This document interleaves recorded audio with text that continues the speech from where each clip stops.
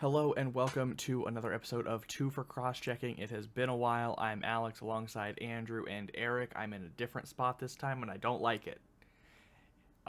Sully is not going to be joining us tonight because he's in bed.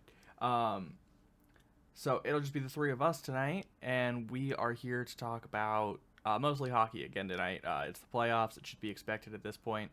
That's going to be what we talk about a lot for a lot of these episodes up until the end of the playoffs, and then we'll probably start moving to other subjects, probably. I'm sure we will get more into football as that season gets closer as well. But I'm sure. I wanted to talk first about the worst thing that I can possibly think of to happen in hockey since the last time we recorded. And as a Blues fan, you might think that I am talking about my team getting eliminated, and I am not. I am talking about Joel Quenneville getting a job. Because that is goddamn ridiculous. Oh, it's fucking disgusting. Yeah. How possible? What? How is that possible? Like how did he get that job? I have no idea. Because the NHL is an old boys club and they like their carousel. That's it. Once you get a head coaching job at the NHL, you are set for life, and you will be able to get any other head coaching job you could ever ask for. The absolute most disgusting thing about this specifically is I heard him say on an interview, "Oh yeah, this team, it's so young, it reminds me a lot of the Blackhawks team that I stepped into." Oh, you mean the one where you covered up the sexual assault? That one? Right. Like, where you're right. It's a very similar situation. Sexually assaulted? Yeah, It is a very similar situation with a lot of very young stars, including Trevor Zegras. And I cannot believe, A, that this man was allowed to come back into the league, B, that Stan Bowman was allowed back into the league, and he's doing just fine too, and that a team with this many young stars would hire him. This reminds me of the Babcock hiring in Columbus a couple years back. That's exactly what it reminds me of. I hope it goes even worse. Oh, me too. Me too. Yeah, it is just atrocious. And honestly, I don't have much more to say about it than that. It's just awful. I cannot believe it happened, but we have to talk about it. We have to talk about how utterly ridiculous it is that he is allowed to be around people this age, even. And just people. What was that? Shouldn't he be in jail? He should not be allowed to people in general, right? Shouldn't he be in jail? He didn't do it. Or you could argue yeah, accessory to sexual assault, yeah. maybe facilitation. If he was poor and if his skin was a different color. Because if I'm he gave fully the honest, dude a job reference after he found out, so that's with full knowledge. So that would make you an accomplice. Yeah, he gave a job recommendation for him to go to a youth hockey program. It was either youth or high school, where he sexually assaulted another player. Yeah. And if you reporting on me, gave him a job reference. So that's. So if he was poor and brown, then he'd definitely be in jail as an accomplice or accessory to facilitating sexual assault. Yeah, for sure. So be criminal. But also, to be fair, because the way the NHL is, if he was poor and not white, he also wouldn't have had a job in the NHL at the time. So true. Very true. Anyway, now that we've got that out of the picture, we can move on. We just had to talk about it because it's ridiculous. It's horrible. It's gotta be said. Just one more.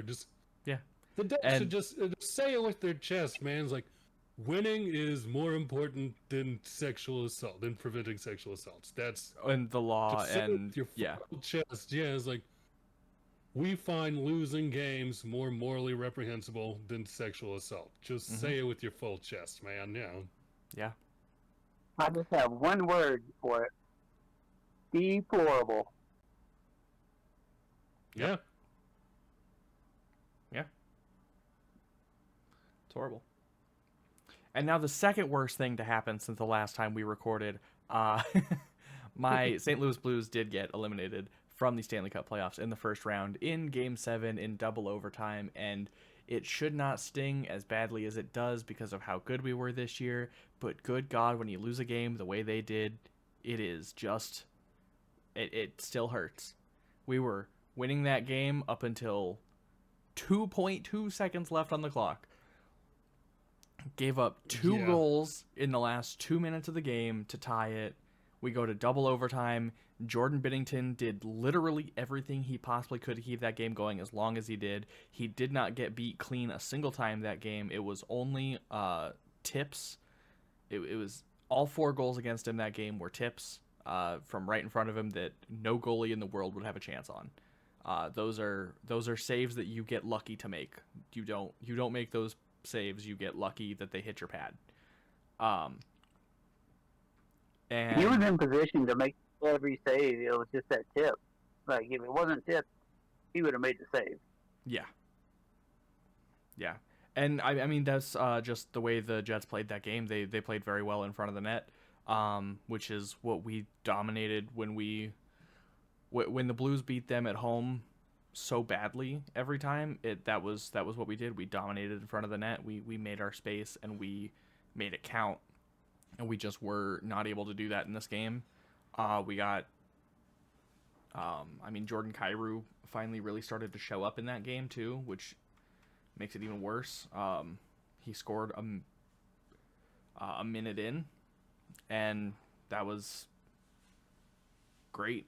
We were up 3-1 at the end of the second period, and then minute 54 left, or minute 56 left. Nemesnikov gets a goal. Perfetti ties it with 2.2 seconds. And then Adam Lowry finished us off in the second overtime. So I know it hurts, but that did have a nice turnaround. And we absolutely did. It was a successful season. Absolutely. Yeah. And going into the series, I was saying, even going into Game 7, I was like, even if we lose this game, I'm still happy with the team, and I am. I'm still proud of where they ended up, how they did this season after such a terrible start. It was very 2019-esque, including Jordan Binnington getting hot. But when you lose a game like that, it's really hard to sit back and look at the whole picture. You're just focused on that. Focused on that one. It would have been better if it was Game 7 of the finals. It'll be easier to take. No, that would have been worse. No, that would be way worse. That would be so much close worse. to getting the cup and then seeing it slip away. Yeah. No, if we were, man, that was a kicker. But if it makes you feel any better, I tried to watch a couple of those games that were in Winnipeg. Yeah. And that crowd is so electric. Bored.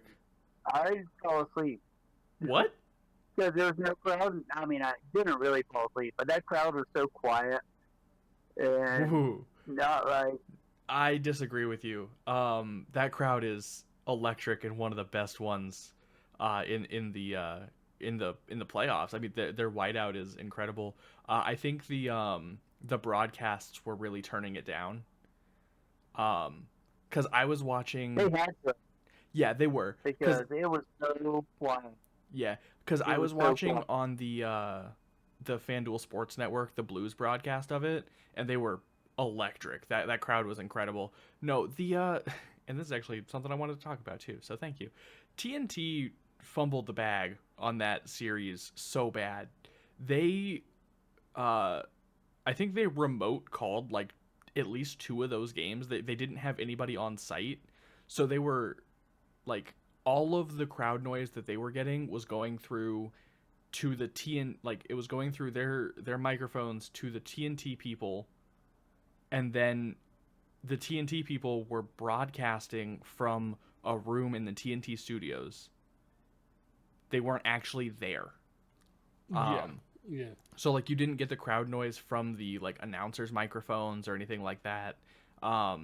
Which when I was watching the Blues broadcast, you did. Like they I think that was the TNT broadcast being so bad for those games. I can see that. Yeah, because cheeky COVID. They have an amazing crowd there.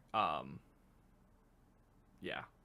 It just didn't seem like it from when I was watching. I was like, yeah, where is there a crowd? And maybe by it being from one microphone to another microphone, it's almost like a whenever they have that sign up in a live audio performance or a live performance, it's audience clap. Yeah. You know. Yeah, no. I do think that was just TNT. I do not think they gave a good representation of that crowd, because that crowd is one of the best in the league in the playoffs. I'll take your word for it. Yeah. I was just unimpressed. No, I get it. I had heard that from other people as well, that it was a lot quieter on the TNT broadcast. So, yeah. But, I mean, I don't have a whole lot more to say. I'm disappointed in the way we lost that game, but I'm so incredibly proud of the team for the turnaround that they made. I wanted to look. Let me pull up Puckpedia real quick, because I am wondering what our team looks like next year. That's an excellent question. I don't think you guys are quite as we're fine. Trough is No, sometimes we're up there, which Radek Fox and Ryan Suter are only unrestricted free agents this offseason. Yeah, that's a pretty good situation to be in. Yeah, I think we're gonna have to pay Joel Hofer, but that's fine. He deserves it. Yeah, I mean, it's with the goalie market, you're gonna have to shell out for a decent bag up. We've got a few like non-roster forwards that we haven't that are gonna need to get paid if we want to keep them, but also they're not gonna have to get paid that much. Dalibor Dvorsky will be up next year, I think. I like our future. I like where we're sitting. And that's a really good thing, because those offer sheets cost us a lot of draft picks. They did, but the young guys have looked good this year. Yeah. So, yeah. I mean, I was just interested to look at this real quick, but yeah. Do you have any like young defensemen coming up? I know, because a lot of the young forwards are doing well. Like Slugarud looked good. And so Neighbors we do have a problem well. at defense, for sure. So Tyler Tucker and Matthew Kessel are the young guys that we have on the roster right now. I think there is talk of Cam Fowler being re-signed, which would be fantastic. Yeah, he was lights out for y'all this postseason. So good for us in the postseason. Yeah. And then we do have a bunch of young defensemen as well. Theo Lindstein should be coming up soon, I think. I'm not sure when we'll see him, but hopefully it's soon. But it sounds like there's a decent pool, at least, even if there's not. Yeah.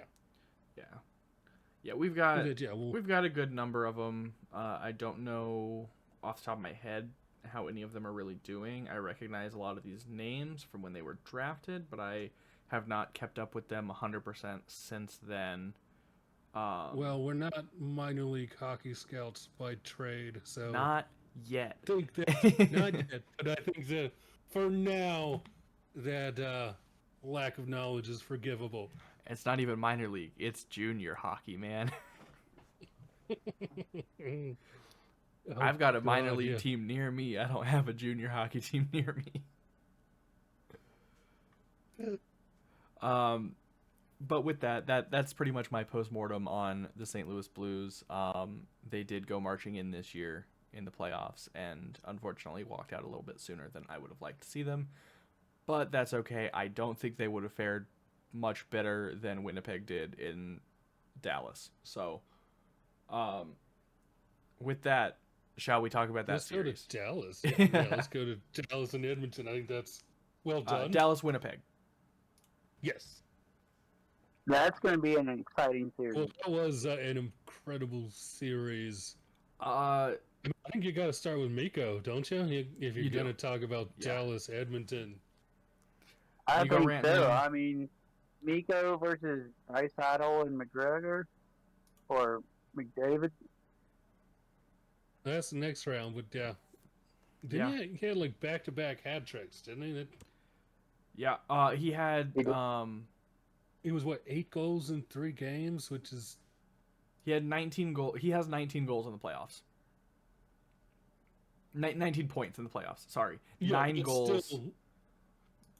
9 goals, 19 points. He leads both of those categories. He is easily the Conn Smythe favorite right now.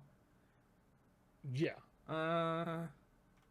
Freddie Anderson's got to be up there. It would be, if the Canes make it, would be him or Freddie, which would be ridiculous. But yeah, I mean, he's got to be the Conn Smythe favorite right now if Dallas makes it.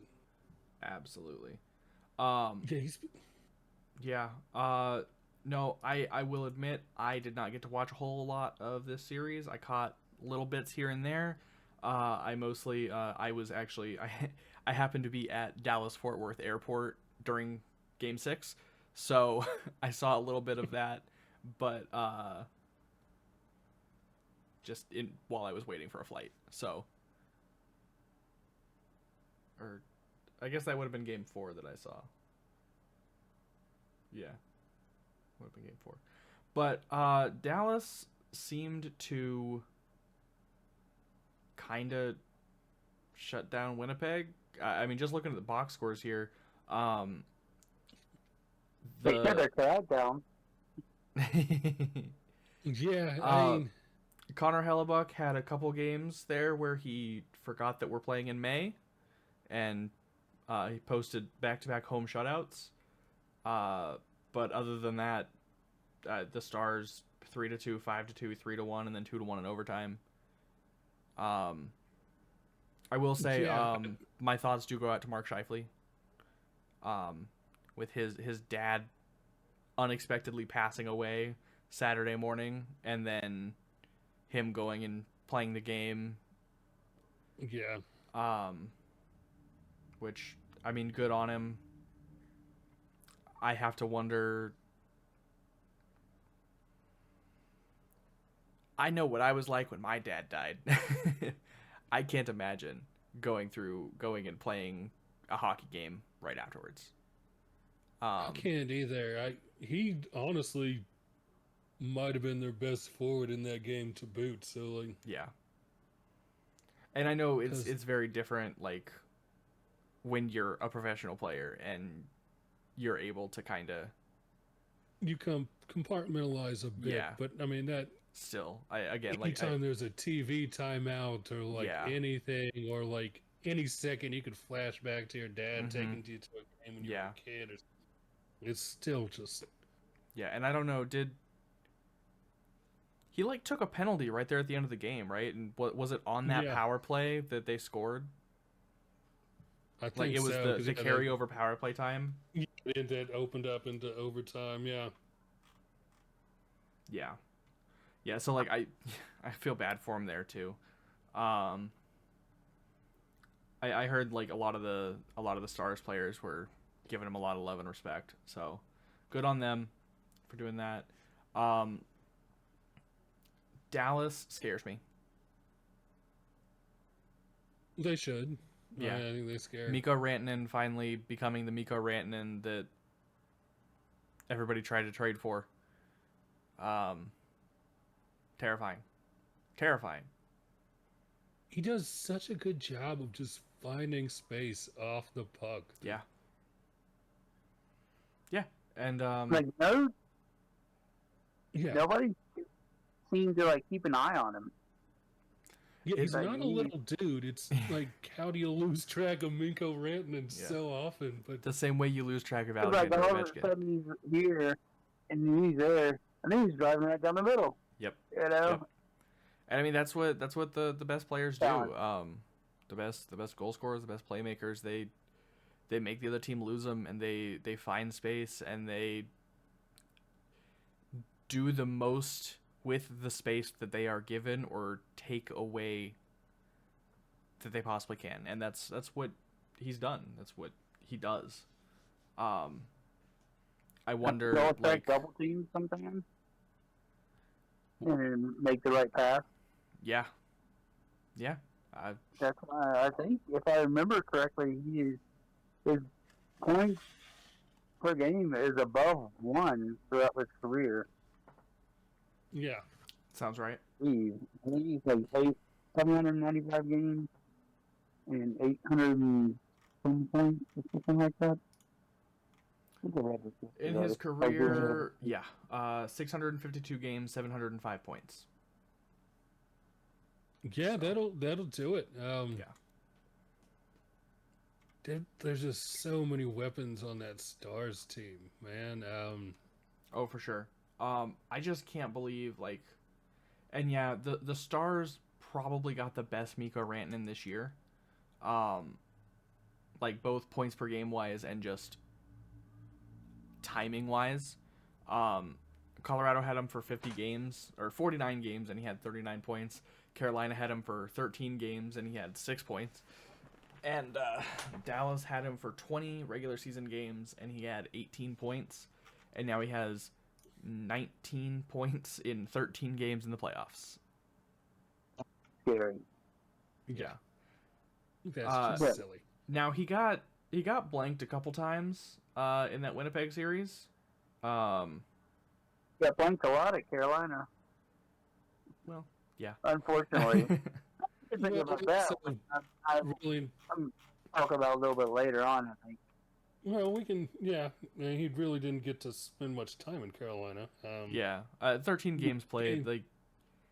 Well, games-wise, but also, traded and then immediately off to Four Nations, so he never actually got to, settle into his apartment in Raleigh or unpack a suitcase before he was off to Four Nations, and then... Yeah. But the return they got for him is, I think, decent. Yeah, Stank in 2 firsts. I'm not mad about it. And the trade seems to be working for both teams. Yeah, exactly. So, but I mean, just looking. If they just end up meeting in the finals. That'd be crazy. Yeah, that would be nuts. He already eliminated one of his old teams this year.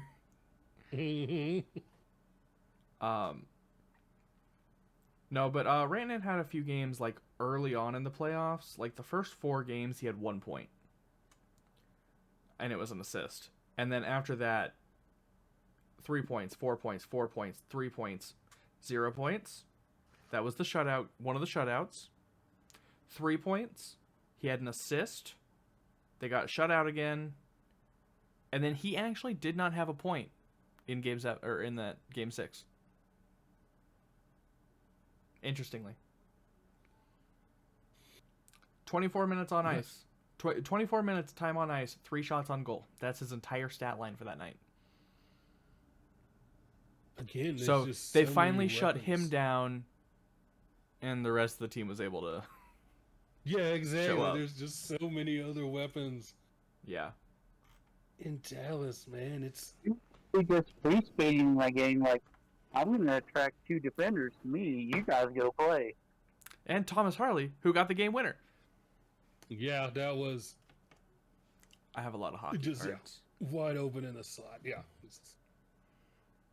I've got some old hockey cards. I've got some old ones too. 91, I think I've got Wayne Gretzky. I have an 81 Wayne Gretzky rookie. Oh shit! Really? No, I think it's a. Yeah. Damn. That's worth some money. Yeah, exactly. I haven't looked at it in a while. I don't even know where it is. It's hidden away somewhere. For good reason. I think. Yeah. No, I have a bunch just like sitting here in this drawer, and I just happen to have two very topical ones. Just like that. It's funny. I think the Stars look really good. I think they have a really good shot against Edmonton. Edmonton looked very good against the Golden Knights. Yeah, they dismantled Vegas. Yeah, 4-1 series. Yeah. A couple of close games: 4-2, 5-4 overtime. Golden Knights won 4-3, and then a shutout, 3-0, and then back-to-back shutouts, 3-0, and then 1-0 in overtime. This series was on the West Coast, and I am on the East Coast, as are both of you. I didn't see any of these games. They started way too late for me to be able to watch. Bits and pieces, but not enough. I'm not going to pretend like I saw enough of this to be a super insightful fella. Yeah. I think the big one is the switch to Pickard for Edmonton was. Yep. Well, that was that was round 1, wasn't it? Yeah, but the fact that he's kept it going through Vegas, who's no slouch. That's what good on him. He's been yo-yoing back and forth from the AHL for a lot of years now. So Pickard got hurt. Stuart Skinner posted those 2 shutouts. Really? Back to Stu. Shows how much I know. Yeah. Yeah, because it's Yeah, it's right. Yeah, this okay. Yeah. Olivier Rodrigue. I am sure that I mispronounced that. He was the backup for those, at least the 2 shutouts. When did he get hurt? Let's find out. Fuck it, we'll do it live. There we go. Let's Google Live. Let's do it. I'm not even doing that. I'm going into the game center to see the last time he played. Game 2. Okay. All right. Yeah. He played the entire game 2 and then didn't play at all game 3. Now I'll look it up. Now I'll Google it. Figure it out. We'll figure it out. I remember something happened. I just couldn't remember what. Pretty sure it was a collision, right? It's been goalie collisions all season. That's going to be my guess while we find out live on recording. Pickard suffered an injury during game 2 and has been out since. What? Alrighty, well, no. Viewers can Google that. I don't know how much time we should take fishing down injury news while recording. Unless he got injured on the goal. It's true, but that's something that people can Google. Yeah, other people can Google that. I'll Google exactly what happened later. Yeah, exactly. We'll piece it together. We'll get our Sherlock Holmes caps on, and but yeah, I think if Stuart Skinner can continue that, because I did see Pickard is not expected to be ready for game 1.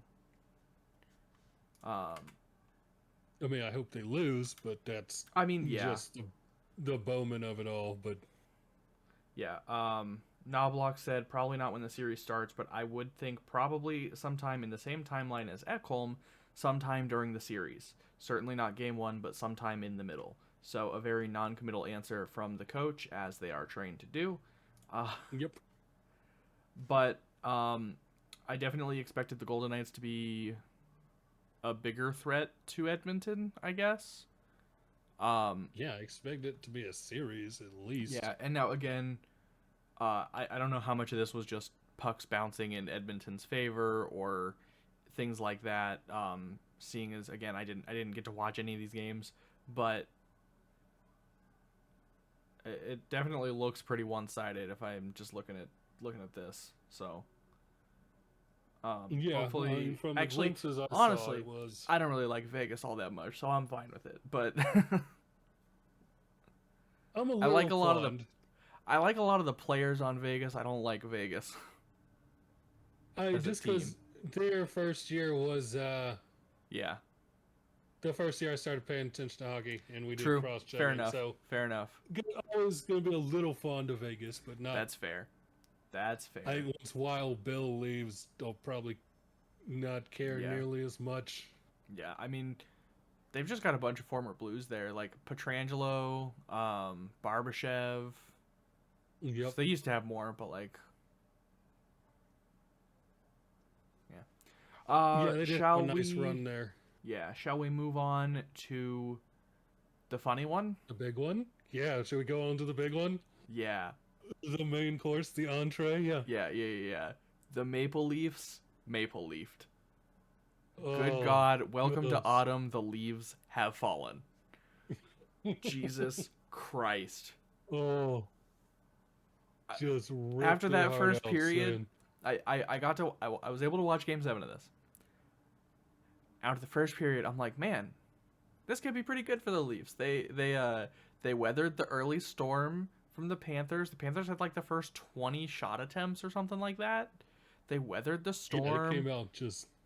And they started to look pretty good towards the end of that period. Second period starts. I'm watching it. It starts out all right. We're going all right. 3 minutes in, Seth Jones. Yep. 4 minutes later, Anton Lundell. 2 minutes later, Jonah Gadjevich. Domi gets one back 2 minutes into the third. Yep, we were texting through that, Yeah. Luosterainen, Reinhardt, and the cherry on top, the absolute icing on the cake, Brad Marchand, the Leaf Destroyer. The Leaf Killer. He just, the lawnmower at this point. The lawnmower, there we go. Yeah, just the lumberjack. Tearing him to bits, man. Jesus. Yeah. Just. Bobrovsky was incredible in this game, as is expected. Granted, after that first period, he didn't have to do a whole lot of work. 20 shots, 19 saves. Joseph Wall started out pretty good. Ended up with 28 saves, 5 goals allowed, .848 save percentage. Yeah.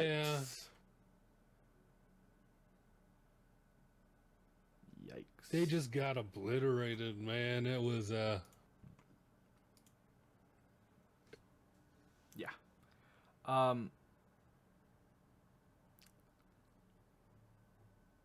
Because Mitch Marner's gone. I was rooting for... Yeah, Marner's out. I was rooting for Sportsnet to just devolve into The Purge live on air. And that's what I wanted to see. Yeah. Oh, man. I was listening to the radio broadcast on my way home from bowling during the end of the first period. And, I mean, they sounded pretty good. Like, I know they were unhappy with the officiating. Hey, that's copyrighted. We can't show that.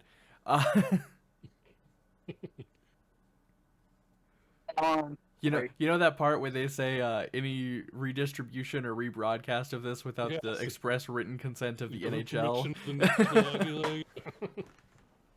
We don't have permission. Yeah. It'll be okay. Nobody knows who we are.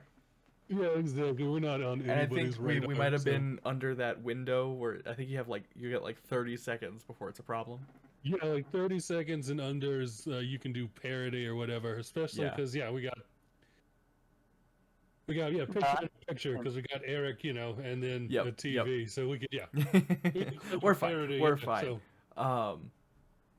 We'll get to your Canes here in a minute, but I just want to talk about how screwed the Maple Leafs are.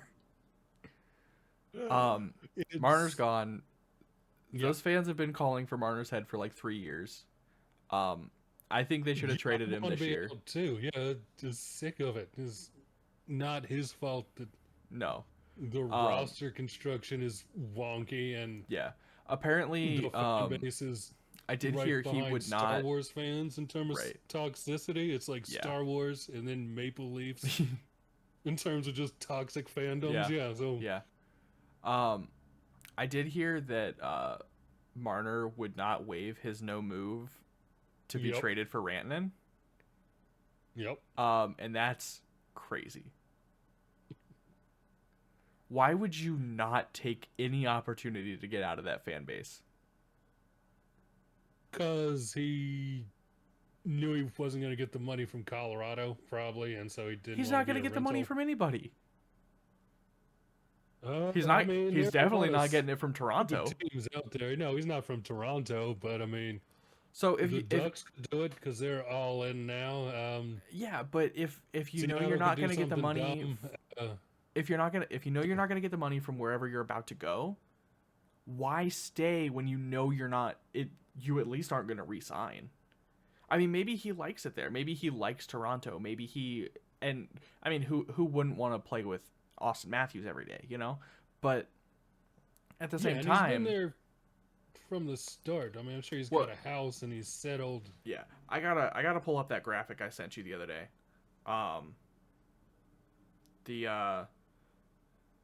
The core four: Austin Matthews, Mitch Marner, Willie Nylander, and Morgan Rielly. Since 2018 in Game 7s, they are all 0-6. They have, between the four of them, 3 goals, and none of them are Austin Matthews or Mitch Marner. And 10 points. Between the 4 of them. Yeah. And Austin Matthews has 3 points. Mitch Marner has 2. Neither of them have any goals, so those are both assists. Morgan Rielly's only point is a goal. Nylander has 2 goals, 2 assists. That's bad, guys. Yeah. That's bad. Yeah, well, Nylander's the only one that shows up most of the time in the postseason. Yeah. Matthews had a quote after the game of like, "We had too many passengers tonight." He had 3 shots on goal in the game. Which is very possible he was talking about himself when he said that as well. But it was I saw a lot of people on Twitter giving him shit, saying like, yeah, you were one of them. Like, yeah, exactly. You didn't do anything this game either. I think the Leafs are screwed, man. They've got to be cursed. I mean, like, we knew this already, but like,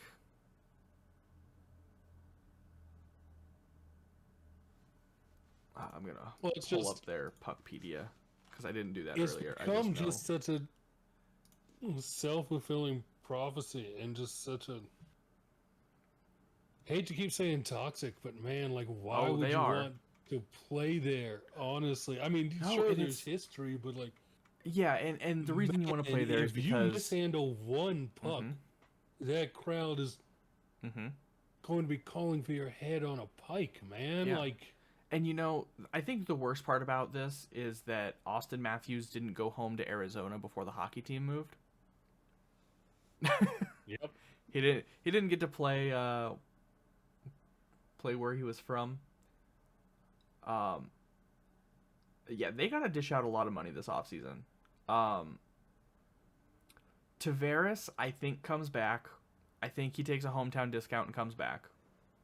I mean, he'd have to be like under 5 to make it worth it. It would have to. Yeah, be. it's like Marner's gone. They're gonna have to pay Matthew Nyes. He's a restricted free agent. They're gonna have to pay Nick Robertson. He's a restricted free agent. Max Pacioretty, I don't know if Nick wants to stay, man, is because they've yo-yoed him back and forth so many times. Yeah, he's an RFA, so he doesn't really get a choice in the matter. But bridge deal, like he might be like 1-2 years. I'm out. I'm just going through the free agents. Max Pacioretty is an unrestricted free agent. Which is he ever going to play again? He had some was he playing this year? Playoffs. Yeah, he played this year. He had a couple goals. I mean, he was solid in the postseason. He had a decent run. Good, yeah. Okay, he played more than I thought he did. Actually playing. Yeah. He's on the LTIR on here, so I wasn't sure. Pontus Holmberg, Steven Lorentz, Yanni Hakanpää, and then a couple former Canes there. Yeah. But like that's a lot of free agents. Like you're gonna have a lot of holes to fill, or a lot of money that you're gonna have to give out. Yeah, but it's a lot of money coming off the books too, so they'll figure something. Yeah, that's true. If Tavares and Marner both don't come back, that's 21 million, 22 million. So that is a lot of money. That's true. Yeah, and NHL teams get all sorts of funny with that much cap space. You know, they'll. Oh yeah.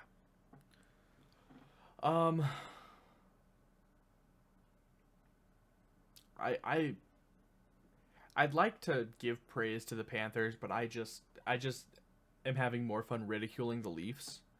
The Panthers played that game very well, but good God, the Leafs just played like the Leafs. They had they played like they had a maple leaf on their chest, but.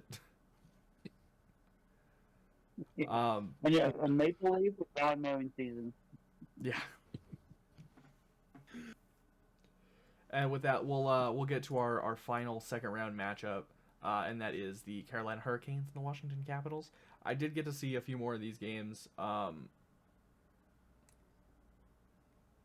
That was not how I expected that series to go. Not so quickly, at least. No, I didn't think it was going to go far. Yeah. Go ahead, Eric. I was expecting to go at least 6, maybe 7. Yeah, I wasn't. I didn't think it was going to go. I didn't think either team was going to sweep up one of the other teams. But I thought, in 5 games, especially the way they won in Washington, and taking that first game from them was huge for the Canes. That proves, because that's been their biggest trouble thing in the playoffs, is like winning road games. And when you go out these shorthand goals, and they played really well. They just kept pounding the net with shots, whether they scored or didn't. Yeah. Have you seen the discourse about how the Canes play boring hockey? I don't think so. I haven't. I've seen a lot of that online lately. Yeah, I've seen it on and Reddit, but it's true. Reddit. They do. They play boring hockey. But boring hockey is what wins games. You don't win games by being super flashy every time you touch the puck. You win games by being quote unquote boring. By controlling the zone, by controlling the puck, and by just being where you're supposed to be, offensively, defensively, in the neutral zone, and doing your job. You're not there, and it's a game. It's all this. You're not there to have fun right now. You're there to win hockey games. You're playing a style that's going to win you games, and it has. You held Alex Ovechkin to 1 point. My counter would be, I don't know, man. Like we had torts where just you park defenders on the blue line. That's boring to me. Like yes, we've played structured hockey, and yes. That can, to some, appear boring. Mm-hmm. But like, Well, and that's what it is. It's come up and pinch, play behind the net. Everybody plays 200 feet. Yeah. People just don't like them because they're not super flashy all the time, and that's ridiculous. Yeah, and it's a non-traditional market, and people don't like that either. Yeah. It's gonna be that super flashy. Take the puck from one net to the other net. Yeah. You know, they want to depend on like a structured system, which I think Rod has implemented. Like, hey, this is your job. This is what you need to do. You need to do this. When you see this guy doing that, you need to go here and do this, or come off, switch. Yep. And everybody's got a job. Everybody's playing 200 feet. Everybody is aware of the ice and what is going on. And it's going to be really funny when I'm saying all this and they just have an absolute breakdown in this game and give up just like one of the worst goals ever. Well, I mean, like, Slavin is the one who brain farted in Game 5, man. Yeah. Like, that goal was on him, which, like, the only time it's all season just about. With just a functional knowledge of geometry as soon as he fired that pass, like, that's not going to go around the goal, but it's going to do exactly what it did and pin to the post and, pin to the near post. But it's all fair because Logan Thompson gave us the game in Game 1, because, but man, two things before we move on is just Freddie. Just first of all, you gotta absolutely. Freddie has just been dominant, man. You gotta give it to Freddie. What game did he come back?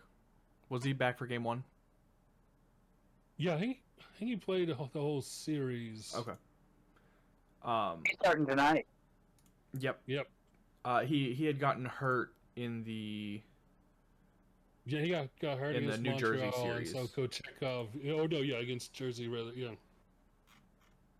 Yeah, he played Jersey Game 1. He played Game 1. The last game, then he sat out a game, which was a cleanser, and then started. I believe he started Game 1 against. Yes, he did. I just looked. Yeah, he played the series. Yeah. I think you guys had a little bit of extra time off in between series, so that probably helped get him healthy again for Game 1. Before we move on, still talking about geometry. Sveshikov's winner, man. Great. Did you see that? It's like almost 90 degrees, man. He was almost just 90 degrees to the net. Like, how did that go in? Like, he's made shots like that before too. He's really good at those goal line stuffs. To clinch a series with 2 minutes left in the game, to just, I'm gonna fire this 89-degree shot and just finish it. Yes. Yeah, I can understand why soccer players can do it, because they can bend the ball. Yeah, you got exactly wind resistance and curve and all. Yeah. Yeah, I mean, that was how that went in defied the laws of physics. Yeah, and those. I'm glad that it did. It's already, when you're on the side of the net like that, that opening is so small, and putting a goalie there too. It's. Yeah. Yeah. Like, I would think your better option would be up in the upper corner, not low. You know. Well, Andrew, I want to ask you. And that's geometry, like you're talking about, Chewy. Yeah. Yeah. I want to ask you, how do you feel about your opponent of the Florida Panthers? I think we have to be way more efficient offensively against Florida than we were against Washington. Yeah, I can see that. Because Florida's just, their forward group is so deep and so talented that we can't just shut down a line and then you do also have to worry about prey pucks. A much better goalie as well. Yes. I think they need to control and handle the puck a little bit better. And their switch-offs need to be a little bit smoother. And I don't think they can win by just shooting it. Every player just running at a goal and saying, hey, plus 100 shots at the goal, one of them's got to score, right? Not with that attitude, but more of a brutal attitude, like hitting in the right, hitting hard, checking at the right time, controlling the puck, and constructing plays offensively. Not power play, because they have not been really too good on power play. No, we haven't. They're better for 100 almost than they have been on power play. I have to say, I get what you're saying. I think the way you beat Bobrovsky is just put shots on. Just put the puck on net every chance you get. I think that's how you beat Bobrovsky. He's so good at that might help too. But I think you're gonna need to put as many pucks on Bobrovsky as you physically can to get past him.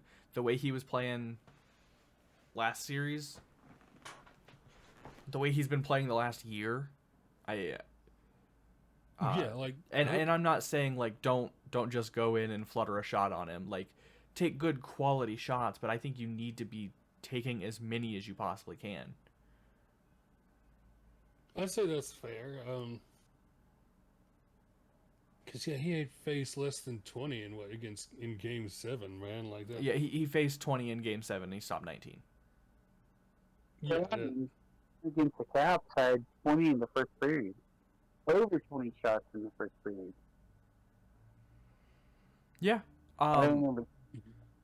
And I mean, again, like, it is also a matter of the quality of the shot as well as quantity. But I think quantity is going to be a big part of it. You need a good quantity of at least medium quality shots. Yeah, well, Eric and I were talking about this, last week? Because I felt like the whole puck barrage narrative was missing the point. Because what really matters for the Canes is like time of possession. It's time spent in the opponent's zone.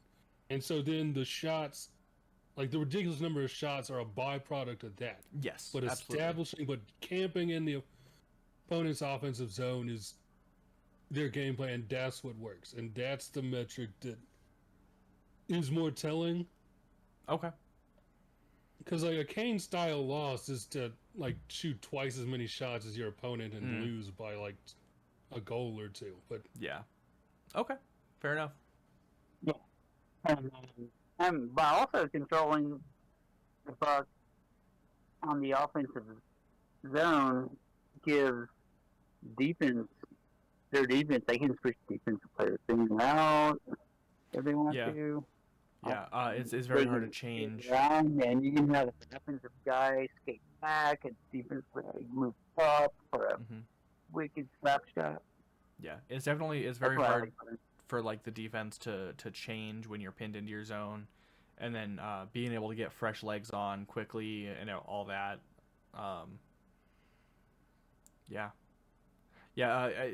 If you're able to pin them in their zone, absolutely. I think Florida has a much more disruptive core.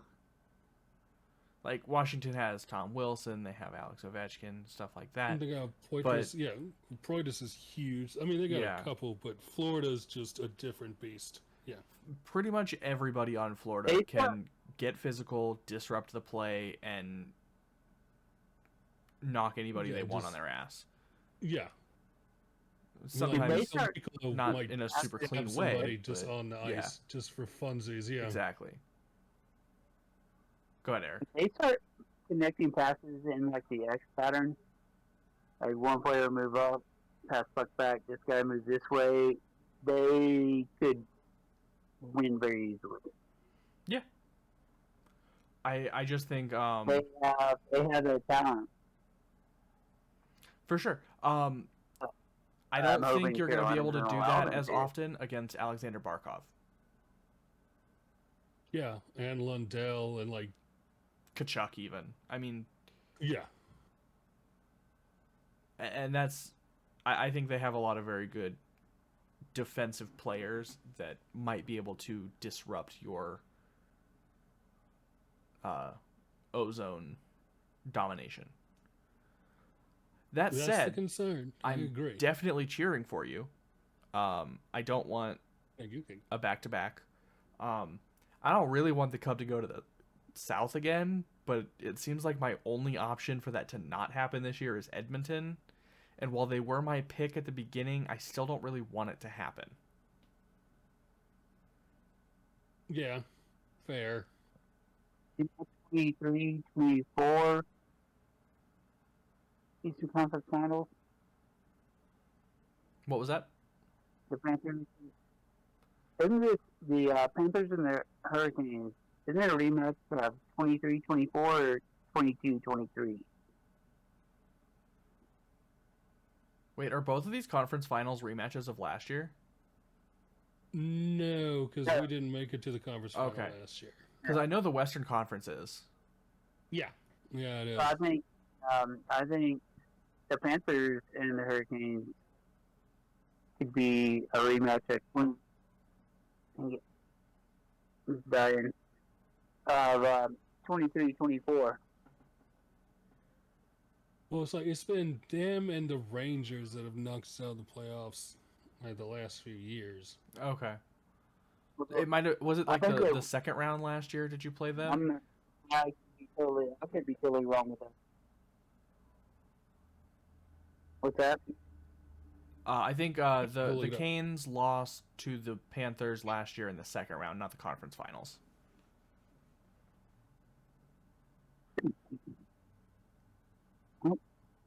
I'd have to, yeah. I don't know. Because he was just saying the Hurricanes didn't make the conference finals last year, so. No, they didn't. They did not.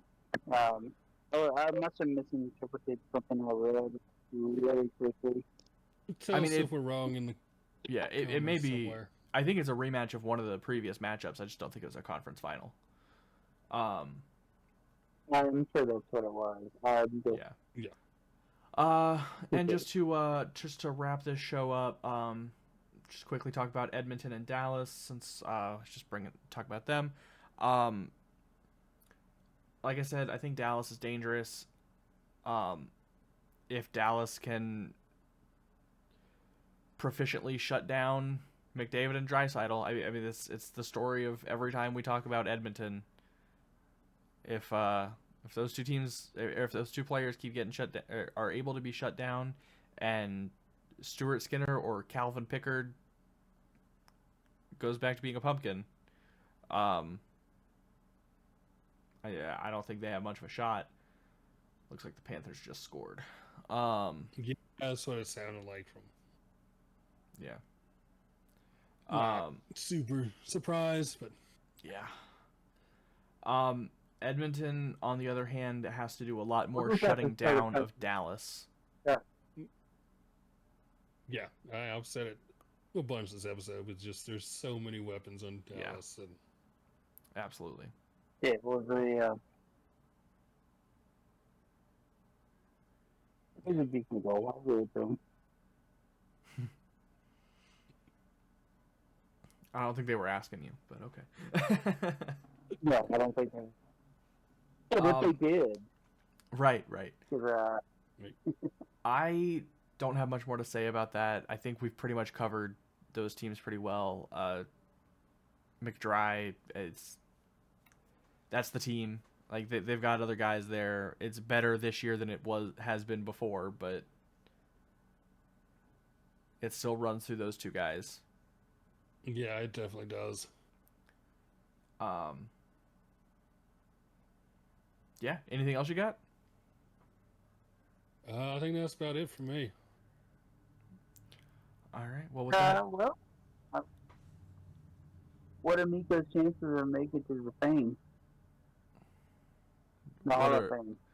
Oh, Rantanen's chances of the Hall of Fame at this point? I don't know. I don't know that I would mark him personally as a Hall of Fame player quite yet. Do you have a head? He's only got 600 games. I mean, his current trajectory. If he continues at this pace, yeah. Yeah. But yeah, he needs like at least 300 more games. Yeah, But if his current trajectory stays as is, and he doesn't win the Stanley Cup, does that? He has a Stanley Cup. How does that affect? Yeah, he won one with Colorado, so he doesn't have to worry about that. Yeah. Yeah. Oh, I totally forgot about the Avalanche. It's all right. This episode can be titled "We Don't Know How to Use Google." I mean, he's a two-time All-Star. He was on the second All-Star team one year. AHL All-Rookie, AHL second All-Star team, AHL Rookie of the Year. Yeah, 2 All-Star games, 1 second All-Star team.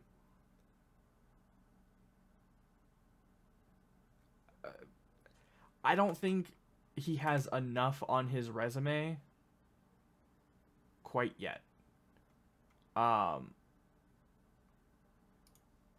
He could get there. I think at this trajectory, absolutely. If 3 years from now he's still been doing the exact same thing and continues to show up in the playoffs and continues to do incredible things, and especially if he goes on to win the Stanley Cup this year and gets the Conn Smythe, absolutely. Yeah. Without another Stanley Cup, without some more hardware, it's hard for me to put him into the Hall of Fame yet. Fair. I just thought it would be an interesting question to bring up because you guys know a whole lot more about it than I do. So. Yeah. I mean, overall, like, points percentage, he's great. I mean, he's over a point per game, like we were talking about earlier. He's over a point per game in the playoffs, even. He has 120 points in 94 games played in the playoffs. Just the playoffs. He's only 28. He's got a long career ahead of him. Yeah. He's only like halfway through his career, I'd say.